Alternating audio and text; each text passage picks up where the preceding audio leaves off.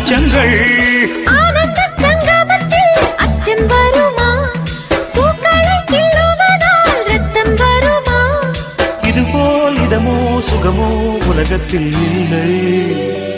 இவளின் குணமோ மனமோ மலருக்குள் இல்லை. சேலை கட்டும் பெண்ணுக்கொரு வாசம் உண்டு கண்டு கொண்டே கண்களுக்குள் பள்ளி கொண்டே